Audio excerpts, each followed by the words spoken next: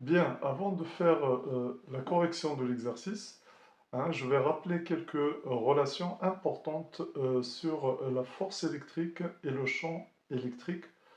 Ici, j'ai représenté deux plaques, l'une chargée positivement et l'autre chargée négativement. Vous voyez, avec moins et plus. Donc, sachez que lorsque vous avez deux plaques chargées de cette façon, il y a un champ électrique E, donc c'est un vecteur hein, qui va exister entre les deux plaques. Et ce champ électrique E, il va toujours de sens plus vers le moins, toujours. C'est toujours, je vais le noter ici, le sens c'est toujours du potentiel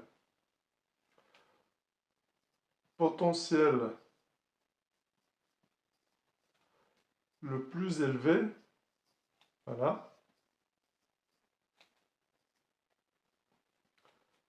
vers le potentiel le moins élevé. Bon, ça c'est intéressant à savoir, le moins élevé. Donc si vous avez plus et moins, c'est sûr qu'il va de plus vers le moins. Mais si un jour vous avez deux plaques, l'une chargée avec un potentiel, admettons, 100 volts, et l'autre 10 volts par exemple, vous voyez? Donc là, je n'ai ni plus ni moins, mais sachez que le champ électrique, il va aller de 100 volts vers 10 volts. C'est ce que signifie cette phrase ici. Bien là, je vais représenter le champ électrique. Donc sachez que le champ électrique E, il va de plus vers le moins. Je vais le mettre là. Et sachez elle est perpendiculaire à la plaque. Si j'arrive jusque là, elle est perpendiculaire à la plaque. Donc là, c'est le champ électrique E. On dit que le champ électrique E, il y a une phrase aussi qu'on dit souvent ici, on dit que E descend les potentiels. Vous voyez, cette phrase-là, elle est intéressante aussi. Descend les potentiels. Ça veut dire quoi? Bon, cette phrase aussi, elle est intéressante. Descend les potentiels, ça veut dire qu'elle va des potentiels les plus élevés vers les potentiels les plus faibles. Comme ici. Vous voyez? Donc, quelles sont les caractéristiques alors du champ électrique E? Sachez que le champ électrique E, si je le représente avec cette flèche qui est là, sachez qu'il existe partout ici avec la même longueur de la flèche. On dit que le champ électrique E est uniforme. Ça veut dire quoi uniforme? Je vais le noter ici. E est uniforme. Ça signifie quoi? Sachez que là, je suis en train de vous parler du champ électrique E pour vous donner toutes les informations concernant E, et après je passerai à la force électrique. On dit que E est uniforme, ça veut dire même sens, vous voyez, même sens entre les plaques, direction parallèle, les directions sont parallèles, direction parallèle, même intensité,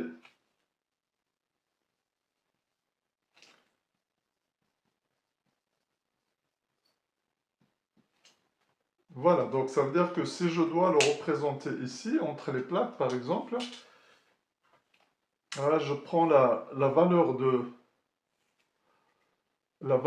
E, comme ça, là, ça fait à peu près 7,5. Donc je peux mettre ici, par exemple, regardez, je vais mettre ici 7,5. Je peux mettre un autre vers là. Vous voyez? Donc vous voyez que le champ électrique E, elle est partout identique. Vous voyez, même sens, des directions parallèles et même intensité. On dit que le champ électrique est uniforme. Dans ce cas-là, on dit qu'elle est uniforme. Voilà la définition de champ électrique uniforme. Donc là, c'est E, hein, je vais mettre E. Voilà. Si vous lisez dans certains livres, le seul problème quand on a un schéma comme ça, c'est que on appelle ça l'effet des bords. Effet des bords, ça veut dire que vers les bords des plaques, c'est-à-dire ici et en haut, ben, le champ électrique il va être légèrement différent du champ électrique dans le centre, bien sûr, de la figure. Vous voyez? Mais bon, ça, on va mettre ça de côté. Je vous le dis pour que vous le sachiez. Hein, ça, euh, c'est une chose qui arrive et qu'on suppose négligeable. Vous voyez, on dit que l'effet de bord est négligeable. C'est-à-dire la variation sur les bords, elle est négligeable devant, bien sûr, la valeur de E qui est centrale. Maintenant, comment calculer E? Bon, calcul de E.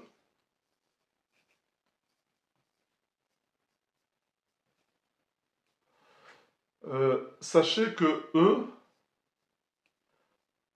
c'est U sur D. Si je mets ici, par exemple, si je mets ici la plaque A et la plaque B, sachez que c'est UAB. C'est une valeur positive hein, que je vais représenter sur le schéma. Donc dans cette formule, UAB, c'est la différence de potentiel entre les deux plaques. Voilà, c'est indiqué ici. La distance D, c'est la distance entre les deux plaques, comme c'est montré sur la figure ici. Bien, voilà la relation qui permet de me donner la valeur de E, sachant que les unités, bien entendu, UAB, ce sont des volts, si je reste dans le système international. D, c'est en mètres, et donc E, c'est volts par mètre.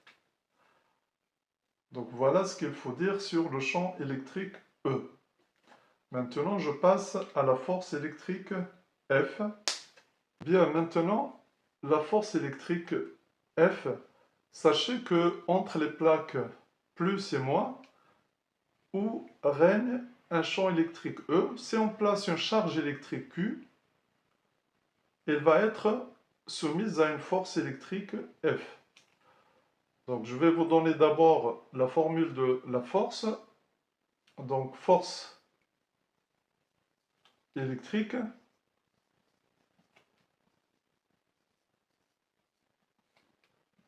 Donc dans ce cas-là, la force électrique F, vectoriellement, il s'écrit Q, E.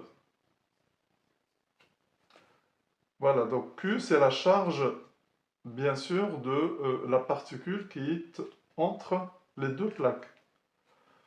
Donc sachez que les unités F, c'est des newtons, Q, c'est des coulombs, c'est une charge, et on vient que E, c'est volts par mètre dans le système international. Qu'est-ce qu'on peut retenir de cette formule?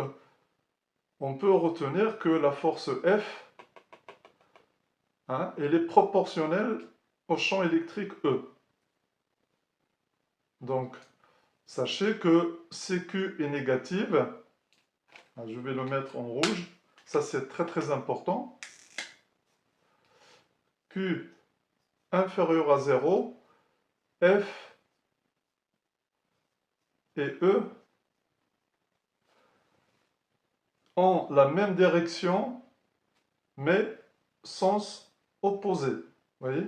Donc, sens opposé, ça c'est obligatoire à savoir. Lorsque vous avez une charge négative, eh ben, la force, elle va toujours dans le sens contraire de E. Et ça vient des règles des vecteurs, ça, vous voyez. C'est que maintenant, elle est supérieure à 0, ben F et E sont même sens. Vous voyez, même sens, sachant que la direction est identique dans les deux cas. C'est-à-dire que la force, elle est parallèle à E. Elle est parallèle à E. Mais ces deux informations sont capitales dans les exercices, vous voyez. Alors, dans notre cas, j'ai choisi Q négative. Donc, Q négative, on est dans ce cas-là. Donc, ça veut dire que la force va aller dans le sens contraire de E. Donc, on représente ça comme ça.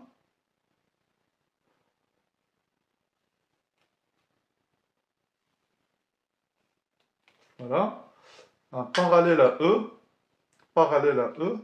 mais de sens opposé. Voilà. Et sachez que la longueur de la flèche représente l'intensité de la force.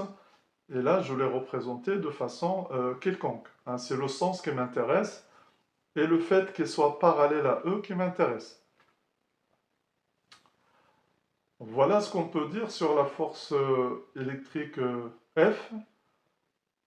Une dernière chose, sachez que rien que normalement, vous savez que deux charges de signe contraire s'attirent. Vous voyez, si je prends plus Q ici, moins Q' ici, force attractive. Vous voyez, il y a une attraction, vous voyez. Si je prends par exemple plus Q et une autre charge Q', ben là, il va y avoir des forces de répulsion, vous voyez.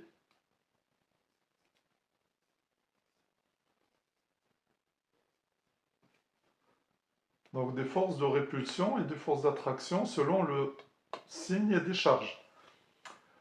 Ça, c'est intéressant dans ce chapitre-là. Pourquoi? Parce que Q est négative. Donc, il ne peut pas être attiré par la borne négative, puisque deux charges de même signe se repoussent, comme ici. Soit moins, soit plus, hein, parce que on peut mettre moins aussi, c'est pareil, vous voyez, hein, et se repoussent, vous voyez, dans les deux cas. Et quand elles sont différentes, eh bien, il y a une attraction. Donc ici, vous voyez que la charge elle est négative, il va être attiré par le plus.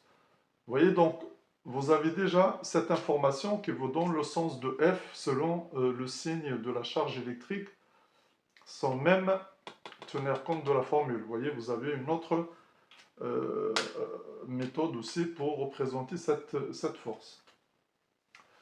Donc voilà pour le rappel. Maintenant, on passe à la correction de l'exercice. Bien, pour la première question, on vous demande de représenter sans souci d'échelle la force de frottement F qui modélise l'action du gel, hein, qui modélise l'action du gel, action du gel sur l'anion au point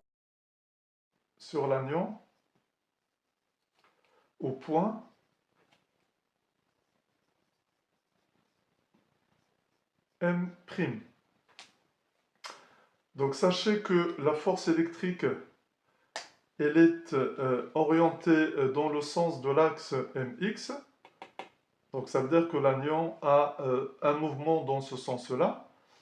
Et sachez que les forces de frottement s'opposent toujours au mouvement. Vous voyez? Donc on va noter que F s'oppose au mouvement. Ça c'est une justification intéressante, s'oppose au mouvement.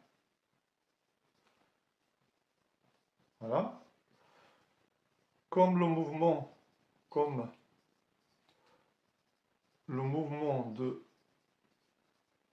de l'anion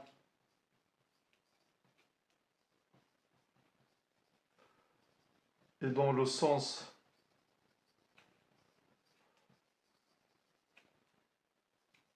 mx, c'est-à-dire de l'axe mx, donc le sens de f est le sens contraire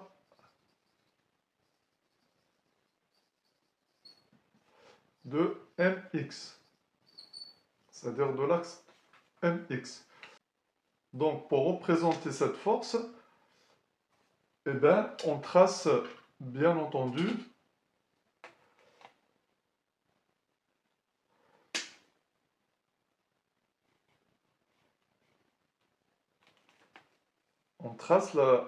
la force F comme indiqué sur le schéma, vous voyez, comme ça. Donc sachez que la conclusion de la réponse à cette question, c'est qu'une force de frottement, hein, une force de frottement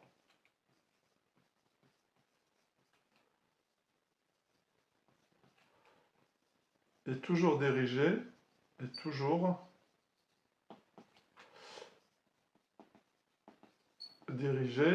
dans le sens contraire,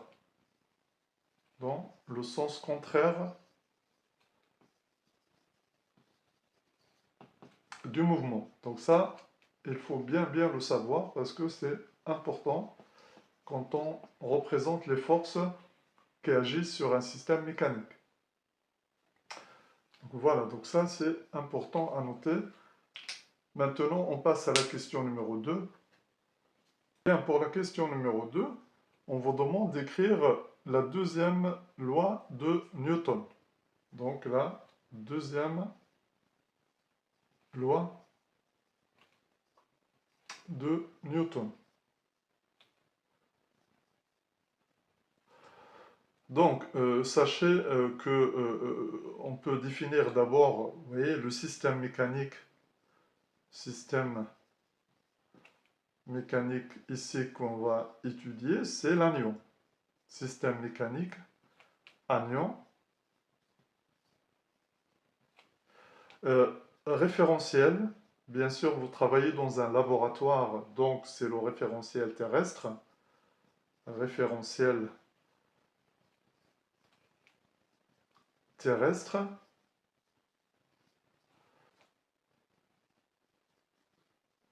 Supposé galiléen, voilà. Inventaire des forces, un bilan des forces. Quelles sont les forces appliquées à notre système mécanique? Donc, si on regarde le schéma, on a la force électrique Fe, on a la force de frottement F, n'oubliez pas le poids P, et n'oubliez pas bien sûr la réaction de la plaque où il y a le gel, R. Donc voilà, ces deux forces, ces deux dernières forces, elles ne sont pas représentées sur le schéma, mais sachez qu'elles existent. Vous voyez, si je dois les représenter, ben P, il va être vers le bas ici, et R vers le haut, et ils ont la même longueur, parce que, vous voyez, quand l'anion se déplace sur la plaque où il y a le gel, ben, il ne peut pas s'enfoncer dans la plaque, et puis il ne peut pas s'envoler non plus. C'est grâce à ces deux forces qui sont de sens contraire. Hein, je peux faire ici juste, voilà. Ici, vous avez R, et là, vous avez P. Et là, vous avez M'. Vous voyez, ces deux forces-là, elles n'apparaissent pas sur le schéma. Pourquoi? Parce que, vous verrez un peu par la suite, hein, elles n'ont aucune importance, bien sûr, dans la résolution du problème hein, concernant l'électrophorèse. Mais, bien entendu, il faut en tenir compte dans la question numéro 2. Donc, La deuxième loi dans le cas général, hein, F, toutes les forces extérieures au système mécanique égale à la masse du système mécanique multipliée par son accélération, c'est-à-dire l'accélération du centre d'inertie. Bien, si on applique ça ici, donc, dans notre cas, hein, c'est FE plus F plus R plus P égale à MA. Donc voilà la deuxième loi appliquée à notre problème. Donc la réponse à la question numéro 2, c'est juste donner, bien sûr, la deuxième loi de Newton. Bien, pour la question numéro 3, on vous demande de trouver l'équation différentielle d de v sur d de t plus k sur m v égale à e fois e sur m. Voilà, donc pour trouver la réponse à la question 3, hein, il suffit de faire la projection. D'abord, on va donner les projections de toutes les forces. Vous voyez, donc on va faire la projection, c'est la projection de la deuxième loi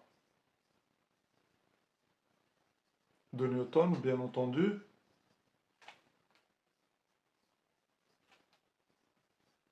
Bien sûr, sur l'axe où il y a le mouvement. Vous voyez, c'est l'axe MX. Sur l'axe MX. Que donne la projection de la deuxième loi de Newton, hein, sur l'axe MX? Ben, il va nous donner FE de x plus Fx plus P sur x plus la réaction R sur x égale à M à x. Donc maintenant, quelles sont les composantes de chaque force sur Mx? Je vais noter que Fe de x, c'est rien d'autre que la force électrique. Fe, vous voyez, positivement parce qu'elle est dirigée selon le sens de Mx. Fx, pour les forces de frottement, c'est moins F. Pourquoi moins F? Pourquoi le moins? C'est parce que la force elle est dirigée dans le sens contraire de l'axe Mx. P de x maintenant égale à 0. Pourquoi? Parce que le poids a une direction verticale et par conséquent, il n'a aucune composante sur Mx. De la même façon, R de x égale à 0. Et je suppose que AX égale à A. C'est-à-dire l'accélération selon l'axe Nx. Bien, je vais remplacer maintenant chaque force par son expression. Donc ça va me donner ici Fe, voilà, moins F, plus 0, je ne vais pas les mettre, égale à MA. Sachez que c'est l'accélération du centre d'inertie de l'anion. Donc voilà, j'arrive à cette expression-là. Qu'est-ce qu'il faut faire maintenant? Remplacer bien sûr la force électrique par son expression, la force de frottement. On sait que A, hein, A c'est la dérivée de la vitesse par rapport au temps, déjà, voilà, parce que je l'ai ici. Bien, maintenant, en remplaçant les forces par leurs expressions, on trouve donc Q fois E moins K fois la vitesse égale à M d de V sur d de T. Donc voilà, maintenant le travail pratiquement terminé. Regardez le kV, elle est du côté de dV sur dt. Donc je vais passer le kV de ce côté-là. Donc, ça me donne QE égale M dv sur dt plus k fois v.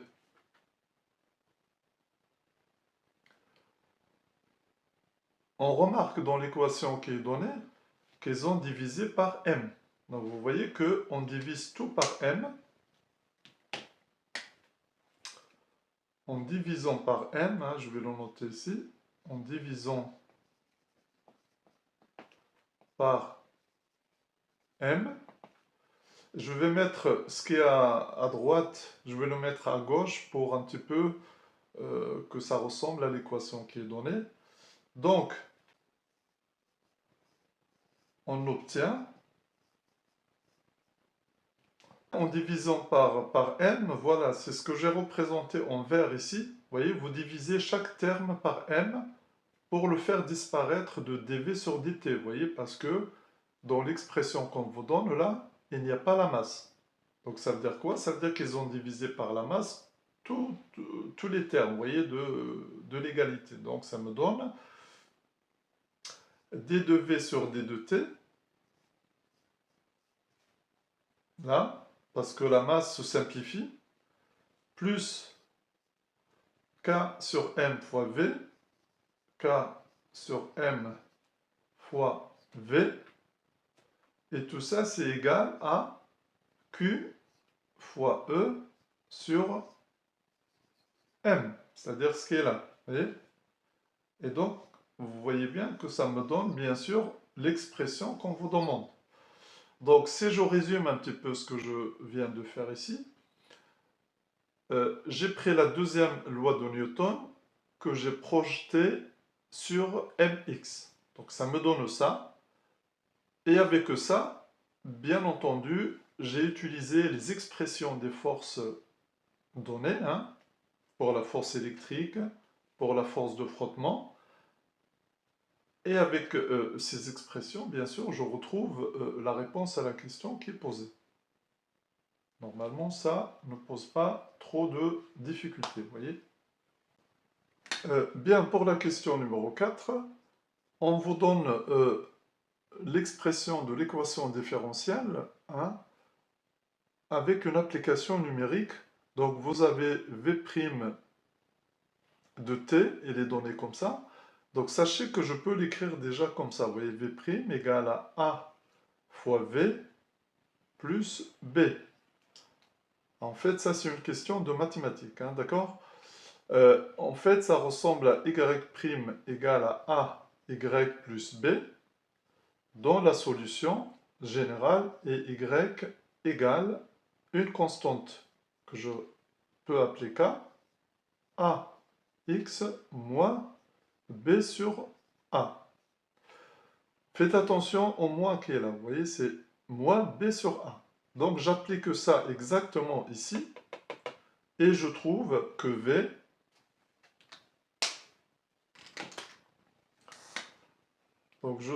V égale à une constante K exponentielle. Le A ici, ça vaut moins 1,3 10 puissance 13. Ou je peux carrément marquer A T moins B sur A. Avec A égale à moins 1,3 fois 10 puissance 13. Et le B égale à 3,9 fois 10 puissance 8. Donc il suffit de les remplacer. Ce qui donne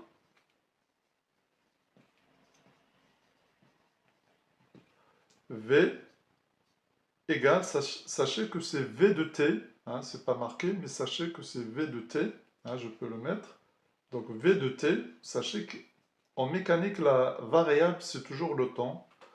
En mathématiques, vous utilisez x, mais bien sûr qu'il faut l'adapter à chaque problème. Donc est égal à k exponentielle a, c'est moins 1,3 fois 10 puissance 13 fois t, moins b, c'est 3,9 fois 10 puissance 8 divisé par A. A, c'est moins 1,3 fois 10 puissance 13. Donc vous voyez bien que le moins par le moins, ça va devenir plus. Donc, finalement,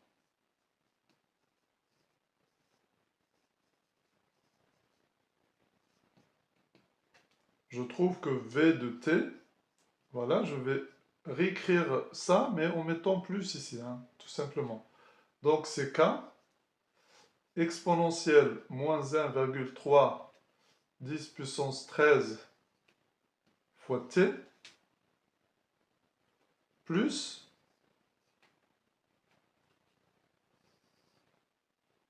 3,9 fois 10 puissance 8 sur 1,3 fois 10 puissance 13. Voilà la solution de l'équation différentielle qui est donnée dans la partie B. Bien, pour la question numéro 5, on vous demande de montrer que V de t est donné par cette fonction, sachant que à V0, j'ai 0 mètres par seconde. Donc, je pars de l'équation différentielle de la solution générale que j'ai trouvée.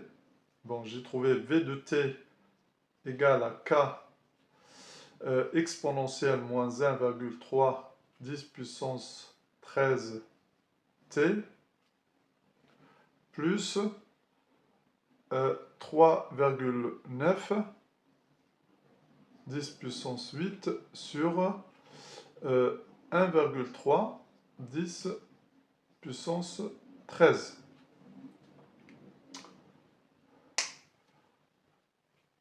Donc, sachez que si vous calculez ce rapport-là, ce rapport va donner 3 10 puissance moins 5. Donc, je vais écrire ça, ce qui donne V de t égale à K exponentielle moins 1,3 10 puissance 13 t plus 3 10 puissance moins 5. Donc, à t égale à 0, V0 égale à 0. Donc, je donne t égale à 0 ici, hein, ce qui donne V, bien sûr, de 0 égale K exponentielle moins 1,3 10 puissance 13 fois 0, puisque je prends t égale à 0 ici, plus 3 10 puissance moins 5. Donc vous voyez que V0, c'est 0. Exponentielle de 0, c'est 1. Et donc là, c'est K fois 1, plus, bien sûr, ce qui reste ici. Donc, 0 égale à K, plus 3 10 puissance moins 5, ce qui donne tout simplement K égale à moins 3 10 puissance moins 5. Voilà la valeur de la constante. Finalement,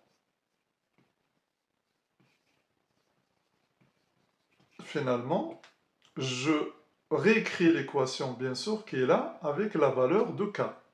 Finalement, V de t égale à moins 3 10 puissance moins 5 fois exponentielle de moins 1,3 10 puissance 13 t plus 3 10 puissance moins 5. Donc vous voyez bien que il suffit de mettre 3 10 puissance moins 5 en facteur, vous voyez, là et là. Donc en mettant en facteur 3 10 moins 5, on a V de t égale à 3 10 moins 5 facteur de 1, ça, moins exponentielle de moins 1,3 10 puissance 13 fois t, ce qui donne bien sûr la fonction recherchée. Donc vous voyez, quand vous mettez en facteur 3 10 moins 5 fois 1, ça donne 3 10 moins 5, c'est ce terme-là. Ensuite, 3 10 moins 5 fois moins exponentielle de tout ça, ben ça donne le premier terme, vous voyez. Donc voilà la réponse à la question numéro 5. Et sachez que ces questions, bien sûr, ce sont des questions d'ordre mathématique. Vous voyez, parce qu'on a fait la résolution d'une équation différentielle et on a exploité la condition initiale pour trouver la constante. T appartient à l'intervalle 0 plus l'infini. Hein, le T qui... Bon, pour la question 6, justifier que la limite de V de t, qui est égale à 3 10 puissance moins 5, hein, lorsque t tend vers plus l'infini. Bon, ça aussi, c'est mathématique. On a trouvé que V de t égale à 3 10 puissance moins 5, 1 moins exponentielle de moins 1,3 10 puissance 13, voilà. Donc sachez quand vous faites la limite de V de t, hein, c'est la limite bien sûr de ça, moins la limite de ça, quand t tend vers plus l'infini. Donc en fait, la limite de l'exponentielle, vous voyez, hein, ça vous le faites en mathématiques, hein, d'accord? T tend vers plus l'infini. Donc ça donne 0, vous voyez? Ça donne 0. Donc, la limite de 1 moins exponentielle moins 1, 3, 10 puissance 13 t, lorsque t tend vers plus l'infini, ça donne 1. Vous voyez, parce que ça tend vers 0, et donc ça reste 1. Par conséquent, hein,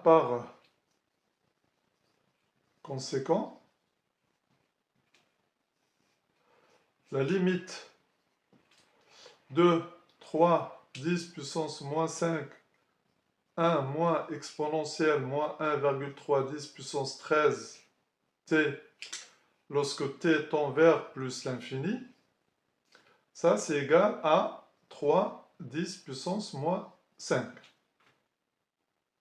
Vous voyez, parce que là ça tend vers 0, et ça tend vers 1, et donc 1 fois 3 10 puissance 5, ça nous donne le résultat demandé dans l'exercice. Donc voilà pour la réponse à cette question. Sachez que c'est mathématique, hein, donc il n'y a aucun problème bien sûr à calculer ce genre de limite. Bien, pour la question numéro 7, on vous demande de démontrer que t90 égale à cette valeur-là, sachant que c'est le temps qui correspond à 90% de la vitesse limite. Donc sachez que la vitesse limite, c'est la vitesse, bien entendu, lorsque t tend vers plus l'infini, et on a trouvé que c'est 3 10 puissance moins 5. Ça, il faut le savoir. Donc, V à t 90, à cet instant, c'est 90% de V limite. Donc en fait, c'est 90 fois 3 10 puissance moins 5 divisé par 100. Donc si vous calculez ça, on va trouver 2,7 10 puissance moins 5. Et faites attention à l'unité, c'est mètres par seconde. Vous voyez qu'à cet instant-là, on a noté T90 en bas, on aurait pu la noter T', hein, c'est pareil, sauf pourquoi 90? Parce que c'est le temps qui donne 90% de la vitesse limite. Sachez que juste pour vous représenter un petit peu, on l'a déjà vu dans la chute d'une bille dans un liquide. Hein, ça, c'est la vitesse. Sachez que la vitesse augmente, augmente, et après, hop, elle devient constante. C'est ça qu'on appelle la vitesse limite, vous voyez? La vitesse limite, c'est ça, vitesse limite. Et par la même occasion, je vous rappelle les deux régimes, régime transitoire, ça veut dire qu'il va disparaître au bout d'un certain temps. Et là, c'est le régime permanent. Donc vous voyez que le déplacement de l'anion dans le gel, hein, c'est exactement équivalent à la chute d'une bille dans un liquide. On retrouve les mêmes équations, on retrouve bien entendu les mêmes conclusions. Donc le T90, ben, c'est un temps qui est quelque part par là, par exemple, hein, T90, qui va me donner 90% de la vitesse limite. Vous voyez? Ici. D'accord? Donc là, on ne vous demande pas de faire le graphique, hein, je vous le montre. Sachez qu'au début, avec les forces de frottement, bien entendu, l'anion se déplace, jusqu'à ce que la force de frottement, vous voyez, jusqu'à ce que la force de frottement devient égale à la force électrique. Vous voyez que dans cette zone-là, là, si je représente M' comme ça, eh bien, la force F de frottement va être égale exactement à la force électrique, vous voyez? Exactement pareil, ça c'est égal à ça ici, vous voyez? Et c'est pour cela que la vitesse devient constante et le mouvement uniforme. Vous voyez, c'est la première loi de Newton ici, vous voyez, parce que les forces se compensent. Et lorsque la somme des forces, lorsque les forces se compensent, c'est-à-dire la somme des forces égale à 0, hein, si j'écris ça comme ça, là, égale à 0, extérieur égale à 0, eh bien la vitesse, elle est constante.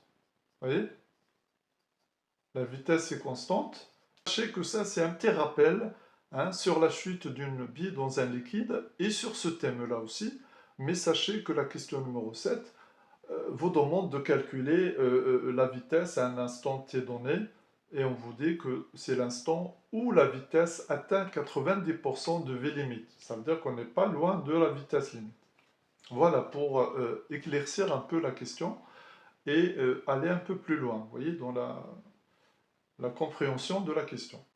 Donc maintenant que je connais la valeur de V de t 90, ben, c'est très simple maintenant, hein. Je peux noter V, vous voyez, regardez, V de t qui correspond à 90 égale à 3 à 10 puissance moins 5. Hein. Je reprends l'équation de la vitesse et je mets 1 moins exponentielle de moins 1,3 10 puissance 13. Et là, je mets t90, vous voyez? Parce que à t90, la vitesse, c'est à cet instant-là. Donc vous voyez que là, je vais l'écrire en rouge.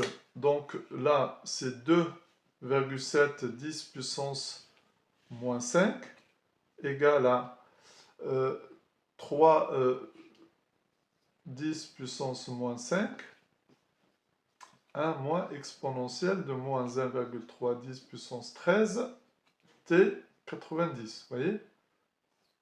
2,7 10 puissance moins 5 divisé par 3 10 puissance moins 5, hein, c'est une équation à résoudre, égale à 1 moins exponentielle de moins 1,3 10 puissance 13 t 90.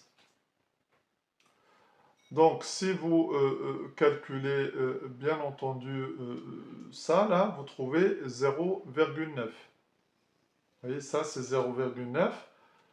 Donc 0,9 égale à 1 moins exponentielle de moins 1,3 10 puissance 13 t 90. Ce qui donne maintenant, 0,9 moins 1, Vous voyez, 0,9 moins 1 égale à moins exponentielle de moins 1,310 puissance 13 t90. En fait, c'est résoudre cette équation-là pour trouver la valeur de t90, tout simplement. Moins 0,1 égale à moins exponentielle de moins 1,310 puissance 13 t90. Donc, ln maintenant, j'utilise le logarithme. Ln de 0,1. Vous voyez, je simplifie par les mois. Là, je simplifie par les mois. Vous voyez? Donc, ça me donne 0,1. C'est comme si j'ai 0,1 égale à exponentielle de moins 1,3 10 puissance 13 t90. Donc, ça va me donner ça égale à moins, si je prends le logarithme, bien entendu, de exponentielle de moins 1,3 10 puissance 13 t90. Voilà l'équation qui va me permettre de trouver la valeur de t90. Sachez que c'est la résolution d'une équation, seulement dedans il y a l'exponentielle, et par conséquent, il faut utiliser bien sûr cette méthode pour trouver la solution. Bon, je reprends la question numéro 7. Je suis arrivé à cette équation. Donc ici, j'ai ln de 0,1 égale, j'utilise bien entendu ln de ex égale à x ici. Voyez.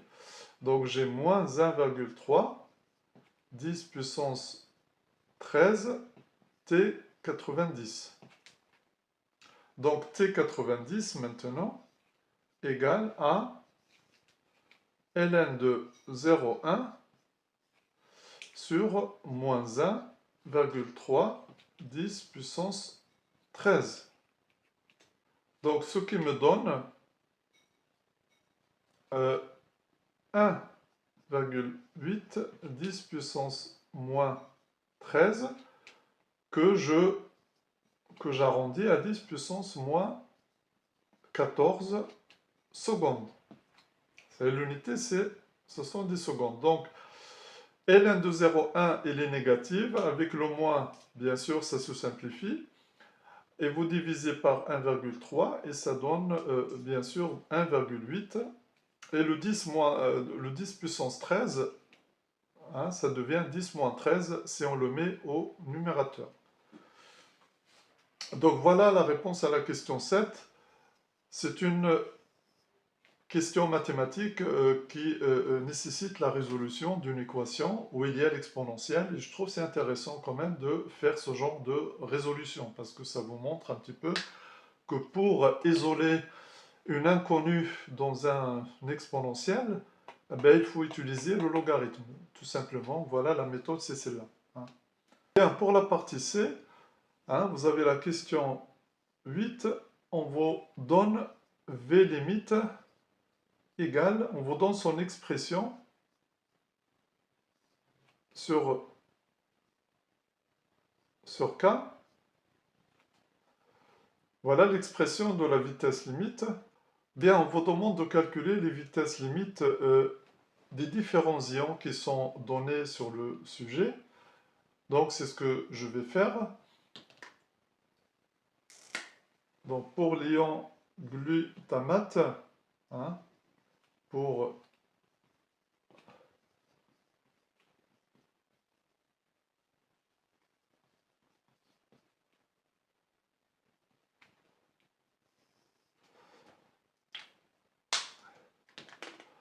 il suffit de prendre les valeurs qui sont sur le sujet. Donc, V limite, c'est égal à la charge, c'est 1,610 puissance moins 19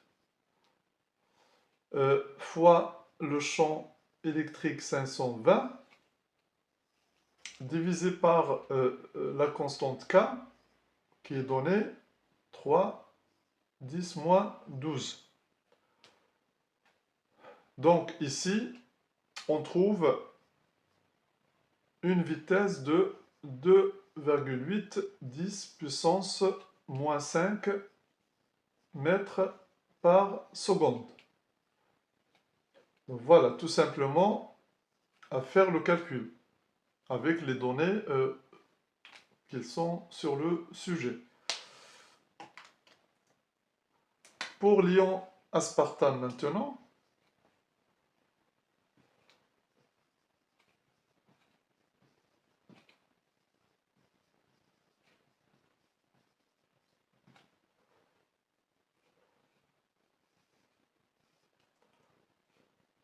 on a V limite égale, donc 1,6 10 moins 19 fois 520 pour le E. Par contre, la constante ici, elle est plus faible que l'autre. Donc 10 puissance moins 12. Ce qui donne comme vitesse limite 3,1 10 puissance moins 5 mètres par seconde. Donc voilà les deux vitesses limites. On constate que la vitesse limite de l'ion aspartame, donc V limite, c'est la conclusion du calcul de l'ion aspartame,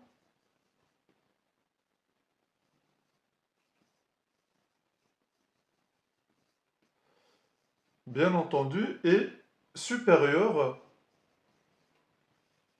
comme l'indiquent les valeurs trouvées, est supérieure à V limite de l'ion glutamate. Donc ça ne pose aucun problème. Et n'oubliez pas à chaque fois de donner la conclusion à la question posée. On vous donne la formule, on vous donne les différentes constantes K, bien sûr, de chaque ion. Vous avez aussi les valeurs de la charge électrique E. Vous avez aussi la valeur du champ électrique. Il suffit de faire l'application numérique et faire attention aux unités parfois. Voir si les unités sont logiques ou pas logiques. Est-ce qu'on travaille dans le système international ou non? Dans ce cas-là, on travaille dans le système international. Bien, pour la question 9, on vous demande quelle est la durée minimale qu'il faut pour que les deux tâches soient facilement repérées sur la plaque de l'électrophorèse. Donc sachez que D aspartame, je vais marquer A comme aspartame, moins D glutamate G, ça doit être, la différence doit être supérieure à 5 mm, ça veut dire 5, 10 moins 3 mètres. Vous voyez, je travaille dans le système international. Vous voyez. Donc ici, tout simplement, je connais la vitesse limite de chaque ion, ici. Donc il suffit de les remplacer. Donc je vais marquer VA delta T.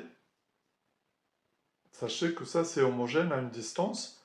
Moins VG delta T. Ça doit être supérieur ou égal à 5 10 moins 3. Vous dites minimum 5 mm. Donc on peut mettre supérieur ou égal. Bien, j'ai commencé par l'aspartame parce qu'il a la vitesse la plus grande. C'est elle qui va être devant. Donc vous voyez que là, le problème est terminé. Je connais les vitesses.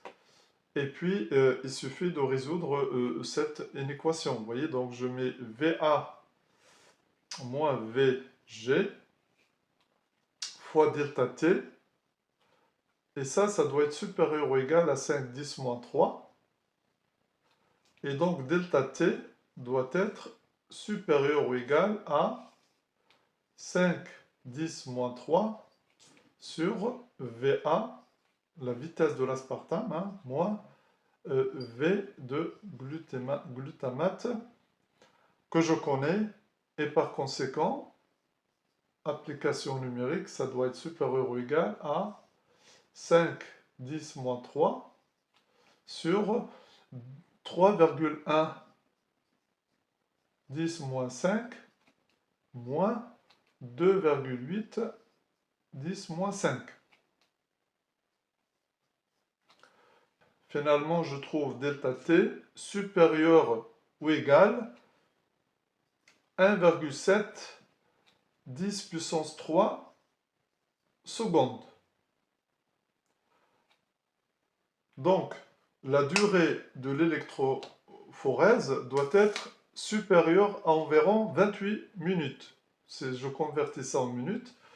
Donc, la durée de l'électrophorèse